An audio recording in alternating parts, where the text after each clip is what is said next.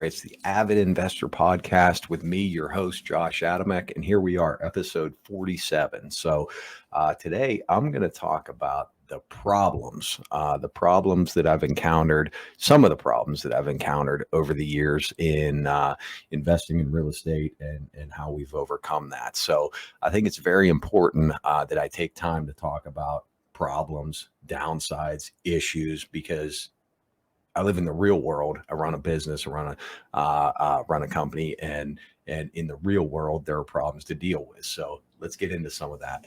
Um, so first off, again, as I mentioned, in the real world, you talk about this in the past previous episodes. You have so many gurus out there that want to talk about how great this is, how easy it is to run a business, how easy it is to do this and that and the other thing. And we're in reality, when you run a business, when you run a company, there's problems that you have to deal with. There's things that you encounter. There's issues. There's downsides.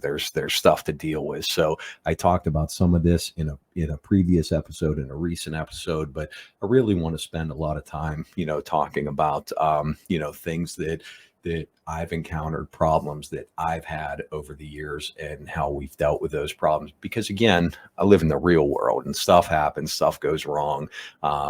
Things happen, and you got to deal with it. And it's not all sunshine and rainbows. It's not a hands-off, quick, easy, just set it and forget it type of thing. There's things that you have to deal with. So again, live in the real world. I want to talk about real world experiences. So, first off, a number of the things that I'm going to talk about today are issues, are problems that I've encountered and I've had while rehabbing properties, while doing flips, doing renovations for resale. And reason behind that is when you get involved, and I've done a ton of those flips, major full gut renovations. And when you get into those projects, you encounter problems, and you got to be ready, willing, and able to deal with those problems. So just want to highlight on a couple of examples, a couple of things that we've encountered in the past. So first off, just property specific stuff.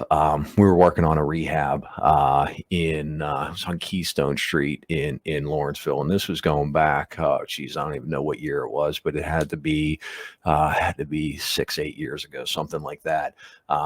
Went in, did my thing, looked at the property, bought the house. And basically, when we do the evaluation, and when we buy these properties, they're as is, they're as is cash offers.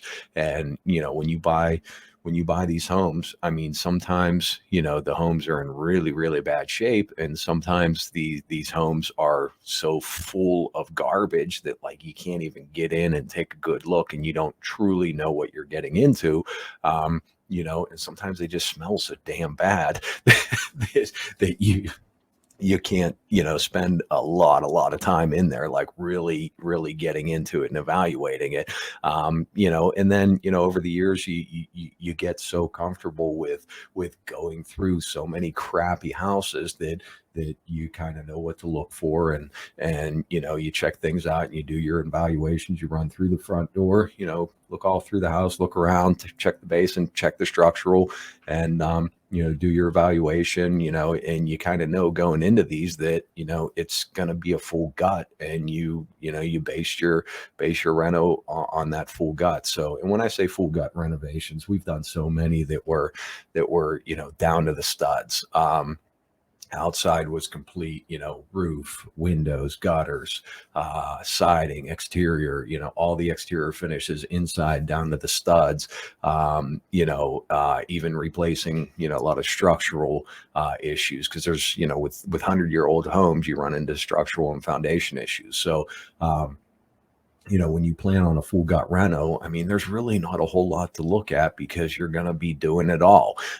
So this home in particular that I want to talk about is on Keystone Street in Lawrenceville. I did my evaluation. The house was a total piece of crap, and I knew that, but we were buying it right. And we have our buy box, we have our formulas, and I do my evaluation. I make my number, I do my numbers, I make my offer, end up buying the home, and planning on a full gut reno. Full gut, inside, outside, everything, window, siding, roof, all the interior stuff is going to be down to the studs, reworking the floor plan.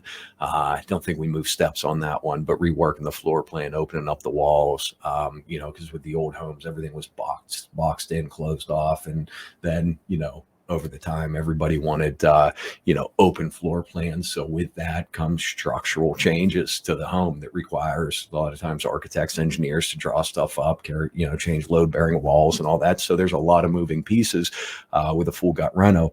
So this home in particular, I do my plan, come up with it, do my numbers, end up buying the home. And, we go to closing, and then I forgot about this part. I go back to the home after closing, and I walk in the front door, say, hello, anybody here? And I hear somebody walking around. And this isn't necessarily a problem I encounter, but it's kind of a funny story. So I walk around, I hear somebody walking upstairs, and I'm screaming like, hello, who's here? So I hear them walking around upstairs, and I'm right inside the front door, and I'm like, you know what? There's definitely somebody up there, and they're not acknowledging the fact that I'm here, but they're definitely up there. So I step out. I didn't want to go up there, and who knows what could happen. I'm not one of those guys that like, oh, I can handle my own, because in reality, who knows what's going to happen once you go upstairs, and who knows who is truly up there. So anyways, I step outside, I, call the police. And I'm like, hey, I just bought this home. There's somebody in the home, and they're not supposed to be there. And they're not acknowledging the fact that I'm there. So police show up, they come in, they clear the house, they bring the guy down. And here it was the son or the niece or the nephew or something of the previous owner. He was up there, clearing stuff out, and he had his headphones on. And so he didn't hear me yelling. He didn't hear me screaming. Had I gone up there, probably would have scared the shit out of him with his headphones on. But two, who really knew who was up there? So just one of those things, situational awareness, remove yourself from the situation, and let the police handle it. But so anyways, get the house cleared out. We bring the team over. We start coming up with the actual scope of work. I knew, going into it, we're going to gut this place. We're going to do everything inside and out, and start doing the scope of work, and walking around, figuring out which walls we're going to move, what we're going to take down, what we're going to move around, what we're going to do. And walk through the back door, go around back, go to the back of the house, and we're looking, and we're figuring out like the backyard, what we're going to do there. We're going to put a door on, put a patio, do something nice in the backyard. And I go to like look at something, I go to lean over, and I forget what I was doing, but I went to look at something. I put my hand on the back of the house, and the house didn't hold me. I put my hand up, and the back wall of the house just went in and out, in and out, in and out. And I'm like, what the hell is this? I mean, it was like a trampoline, it moved like a foot. I'm talking the whole back wall of the house. It was in and out. And then I start looking around, and I look up, and there was no gutters on the back of the house. And what had happened is the gutters fell off the back of the house, and the water over the years was running behind the aluminum siding on the back of the house. And when you stand back, it looked okay. But when you really start looking, the water was running behind the aluminum siding and completely rotted out the back of the house. So we get in, We start our demo and we rip off the siding, and we see like the back of the house is completely gone, completely rotted away. All the sheeting behind the siding, the framing, everything was gone, and we're like, holy shit. So so long story short, we had to rebuild the whole back of that house. Had to pour a new footer, had to stabilize the walls on the inside, reframe the whole back of the house. And it was one of those things where we were planning a full gut reno. We weren't planning on replacing the whole back wall of the house. So at the end of the day, that deal ended up being okay. Definitely cut into our margins because we had all that additional framing, footer, inspections, engineering, and everything. A lot of work that wasn't necessarily accounted for on the front end. But when you have your certain parameters, you have your contingencies, you have your set profit margins, set projected, I should say. I should really emphasize projected profit margins. At the end of the day, we really cut into our contingency, cut into the profit margins. But at the end of the day, that deal still ended up being okay. Because at that time also, you got to keep in mind we were in Lawrenceville, and values as you were buying homes and renovating them, the values kept going up and price points kept going up. So at the end, still did okay on that one. Financially, profit wise. So, that wasn't so bad. Definitely, didn't see that one coming. It took additional time to do all that. I think it was a couple of months to get through engineering and approvals and all that stuff. And then to actually do the project. So the time was longer than expected. The cost was more than expected. And when time goes longer, your holding costs, your soft costs go up incrementally. When your construction cost goes up, I mean, obviously it affects the numbers, but that one in particular, that ended up being okay. But moral of the story is when you're getting into those full gut renos, you really got to make sure that you have solid numbers. You really got to make sure you have a decent contingency, and you got to make sure that you have really good projected profit margins, because full gut renos, you always run into something. Always run into something. There's no way to see what's behind the walls, or what's going to be in the home once you get it cleaned out. You buy a hoarder house that's full of crap, you can't see everything. You just got to account for doing everything, and then you're still going to miss things. So contingencies are important.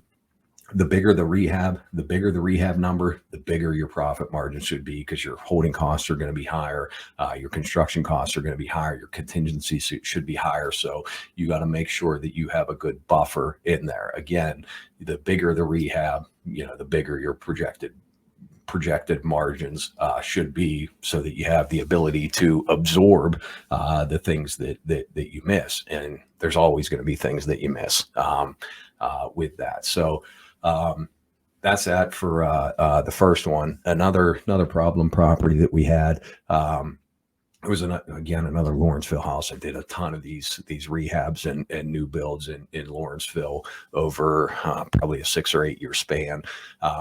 But another one was over on 37th Street, I believe, something like that, 37th, 38th Street. We bought like half a block over there. A couple of houses, like 3 or 4 houses in a row, bought like half a block to remodel them. They were all full gut remodels, big, 3-4 story brick homes. So we get into one of those rehabs, and it was not bad, not good, but not bad. It was one of those things where everything was old and everything needed ripped and replaced, and it ended up being a full gut remodel. We ended up putting rooftop decks on these. This was years ago. Like I want to say we're probably one of the first rooftop decks in Lawrenceville, because you get high up, you got city views, amazing views, because you're high up, you're high side of Butler Street. where you get up on the rooftops, you got views in every direction. So we're putting rooftop decks on these homes, which required us to carry the load, get it engineered, and carry the load all the way down to the basement. In conjunction with that, you're opening up walls to create an open floor plan. So you're taking out structural components, you're adding structural components required to carry the load all the way down. So while the home wasn't that bad on the inside, we were changing a lot of things, which required us to rip everything out and start over. So when we rip everything out and start over, this wasn't a deal breaker or a huge issue to deal with. But when we started gutting the home, we found that there was fire damage in the home. When we bought the home, there was no signs of a fire. Nothing, there was no fires in the home, no signs of a fire. There was fire damage. But when we gutted everything, there was fire damage from years ago, decades ago, that was covered up. And while it wasn't a huge deal for us on this particular remodel, this particular project, it did require additional framing because we had to rip out all that fire damage, all that fire charred wood, and we had to replace it. And again, we were doing a new roof, we're doing a new rooftop decks, we were doing structural changes throughout, moving walls around, opening stuff up. So in this particular deal, it wasn't a big project. But it reminded me as I'm preparing for this talk, this podcast, it reminded me of what a good friend of mine always says in regards to rehabbing homes. When you're renovating a home, you're not necessarily gutting the house every time. You're not necessarily knocking it down to the foundation and starting over. You can't do that. It doesn't make sense, and nor do you need to do that. Really, what you're doing, it's like peeling an onion back. You're peeling back the bad layers until you find a good starting point, and then you put it back together. So in that example, with this particular property, we're peeling back the layers of all the stuff that was bad, and where we thought was going to be a good starting point, we found more bad stuff, which required more framing, additional work. But point being, on that particular project is it wasn't a deal breaker because it was some additional framing, some roof trusses and things like that. But it wasn't a deal breaker. It didn't cost us a ton of extra money or a ton of extra time. But the important thing is that we had contingency and we had good margins on the project, good projected margins. So it cost us a little extra time. But by no means did it kill the deal or put us underwater on the deal. Because we have our buy box, we have our formulas that we follow, and again, the bigger the rehab, the bigger your contingencies should be, the longer your projected holding costs should be, and the bigger your margins should be, because you got to be able to have the ability to absorb these things. I mean, you can't get into this business and assume that everything's going to go perfect, that you're going to do a full gut remodel in 2 months or 3 months or whatever, and nothing's going to go wrong, and you're not going to need any contingency, and then that you can do it on razor thin profit margins. In reality, you have to be able to absorb these downsides as they come up, because they come up all the time. I don't want to say, you uncover this kind of stuff or have these problems on every property or every project, because in reality you don't, but a lot of times you do, and you have to be able to be prepared to deal with them, both from a timing wise, with your capital stack. If you're financing these deals, you can't have too short of a time frame, on your funding. On your rehab budget, you got to have contingency in there. Contingency, and whatever number that is, that's up to you. 10%, 20%, 15%, whatever that contingency number is that puts you in a good, comfortable spot. That's where you need to be. So with that, that's the second example. Third example that I wanted to talk about that was a home out in the suburbs. Close to me. It was in Franklin Park. This one was probably over 10 years ago that we did this remodel. So I live close by. I passed this home every day on my way to the office, and I saw it go through the whole bank owned process. I tried finding the neighbors. I tried figuring out who owned it, because I love the home. I love the yard, the way it looked, the location. It was close to me, and then I passed this home every day for probably 2 years, 2.5 years, and then one day it came available for sale, bank owned foreclosure, and I went through the process, ended up buying the home. And I screwed up on this one. I screwed up on this one. Why? Because over the years, over that 2.5 years, I became emotionally attached to this home. And it wasn't necessarily at the end of the day, it wasn't a good deal financially, for a number of reasons, but because I was driving past this home every day, and I liked the home, I liked the style, I became emotionally attached to this home, and I wasn't looking at it necessarily as a business decision. I was looking at it as, I like this home. It's cool. It's a great location. It's good location wise. Proximity to my house, my office, it's a good spot for me. So when the deal came available, right out of the gate, paid more for it than I should have. I forget what the numbers were. It was so long ago, but I recall, vaguely recall running the eval, and the purchase price was a little bit higher than I thought it was, and I'm like, it's close. We'll make it work. And then we get into the rehab, and it ended up being a larger rehab than expected.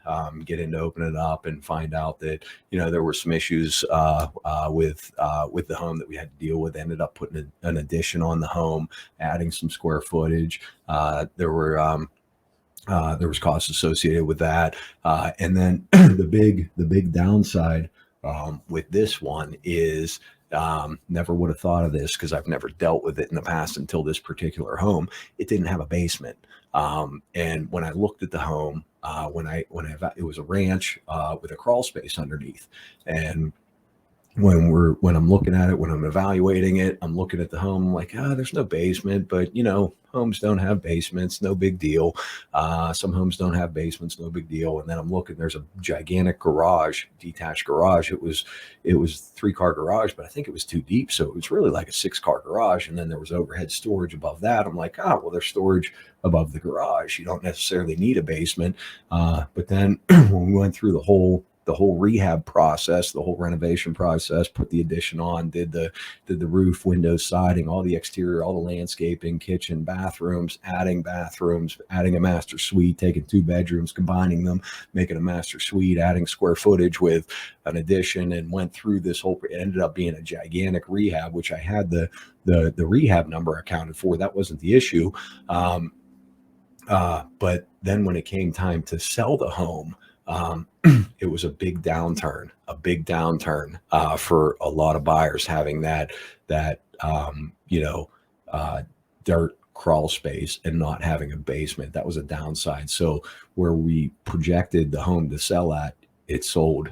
It ended up selling much, much lower than our projections. And on the front end, paid a little bit more for the home than I should have. And then, had a huge rehab number, the time frame, the time frame to rehab the home, and then the time frame to sell the home, because, the feedback, there wasn't a market for a home without a basement. So it was out there for sale for a long, long time, which added to the holding cost, the big rehab, then the long time to sell it. And then, we ended up doing some price reductions, and then ended up selling the home at, what the market would bear as far as a price point. So it did end up selling, sold much lower than projected on the front end, paid more for it than I should. And then we had the long time frame. That ended up being a very, very bad deal for us. So we ended up taking a loss on that particular project. Now, investors were made whole, investors made their money.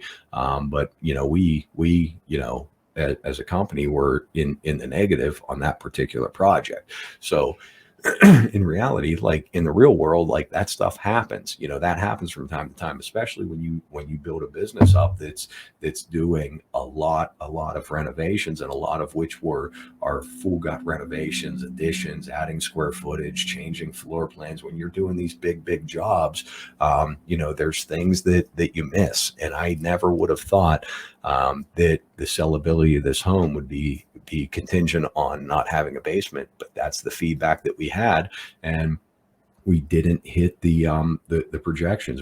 We sold that home for much lower than we thought, and ended up taking a loss. Now again, investors were made whole. Investors made their money. Agreements were met. For the investors on that. But as a company, we took a loss on that, and it sucks. Like it sucks. But in reality, like, we had a ton of projects going on. We're very active in that business. So at the same time, we might have been taking a loss or two on projects like this. There were other projects that were doing very well and exceeding projections. So across the board, we were okay as a company. I mean, it sucks. It sucks to take a loss, but across the board, we were okay. But in reality, if you're new to this business, and a project like that is your first project or one of your first projects, and that's your focus, that's what you're doing, and you end up taking a big loss. I mean, that can be very, very bad. You may not have the ability to absorb, a loss on a project. So again, when I talk about getting into the business, lesson learned from that is if you're getting into this business and you have a burning desire to do remodels for resale, flips, or whatever, start off small. Paint carpet, maybe a kitchen bath. Start off small. Make sure that home has multiple exit strategies available. If it doesn't sell, do you have the ability to refinance and rent it out? Or if you're all cash on the front end, do you have the ability to just rent the home out and keep yourself whole, or maybe make some money based off the cash flow? That's why I say, when you're new to this business, if you're going to flip, make sure you got multiple exit strategies. When you get into the higher price points, the A markets, the 3, 4, 500,000 up into the $1 million price points. Like when you get into those higher priced homes, you got one option, and that's to sell. If that home doesn't sell, you got to reduce the price, sell it, take a loss. You may not have the ability to rent that home out and make the numbers work. So lesson learned from that one, and I mean, I can keep going. I've been in the business for 20 plus years. There's issues, there's problems that we encounter, and there's ways to overcome those problems. One last one that I'll touch on was a home we bought in Lawrenceville. And this was way back. I want to say we bought this in like 2010, maybe 2012, something like that. So you're going back 10 plus years ago. Went in, bought the home, great area, great location, central Lawrenceville. Bought the home, went in, planned on a full gut remodel, because that's what you do in 100-year-old homes. Full gut remodel, changing the floor plan and everything. So we go in, we close on the home, we go in and get the demo crew in there, got the place out, and once it's gutted, we go in and we start looking at it. We're like, what the hell are we going to do here? Start looking, like the framing is way off. Studs were like 24 inches on center. Some of them didn't even go down, like weren't even tied to anything. Like the framing was a total mess. I swear, when we gutted this home, like it started to bulge out on the sides, like the plaster was holding this place up. You start looking, like floors, you go from one room to the next, floors step down, and then the ceiling step down. So for us to go in and try to level the floors, we would end up with a 6.5, 7 foot ceiling in the back. Like it was just a total disaster when it came to the framing. And this is like the total Cliff Notes version. Ended up being a total disaster. So long story short with that is that home ended up becoming a tear down and new construction. And that was a viable exit for us. Again, we paid a lot for the home. We planned on remodeling it and selling it at X. Long story short, that home sat for a little while. Market kept going up. And then, we were becoming more active with new construction in the area. So that became a tear down and rebuild. Again, that was a problem for us to deal with, something that we didn't see. Once we got into the demo, we realized like we can't like safely and effectively remodel this home and resell it and provide quality home for someone, for a future homeowner to live in. So that became a tear down and new build. But again, that was an issue that us as a company were able to deal with and absorb. And at the end of the day, it ended up being an okay project. But if you were new to the business and that was your first project, that was your first remodel, that could be a big, big problem for you, because not everybody has the ability to, shift and move and go from, I'm going to rehab this house and I'm going to sell it in 6 months, to I'm going to tear it down. I'm going to build a new house and I'm going to sit on it for a little while and build a new house. And then maybe, a year or two later, I'm going to sell a new home. You might not have the ability or the resources to shift, in that. So again, if you're looking at flipping, if you're looking at remodel, and yes, a lot of these problems that I'm talking about have been on remodels, on full gut rehabs, because that's where I've encountered most of the problems I've had to deal with and overcome over the years, is in these full gut remodels, in these 100-year-old homes. And fast forward, we're not doing many, if any, of those anymore. I've had my time. I've had my experiences. I've had some really, really good projects. Had a really, really good run. But as many of you know, over the last 4 or 5 years, we've shifted to more of a long-term play, just buying regular houses, regular neighborhoods, looking at the long-term cash flow. And I really don't have a burning desire right now to take on these full gut renos that are going to take 6 months, 9 months, 12 months to go in and complete the rehabs and sell the home. So, but again, many of these problems that I talk about, and I could keep going here. I mean, we could probably make this a 2-3 hour episode. Not going to do that. But many of the problems that I've encountered over the years have been on the full gut remodel side of the business, because there's so many moving pieces and there's so many unknowns. But the moral to the story is just know that going in, and make sure you have the ability to address those and deal with those problems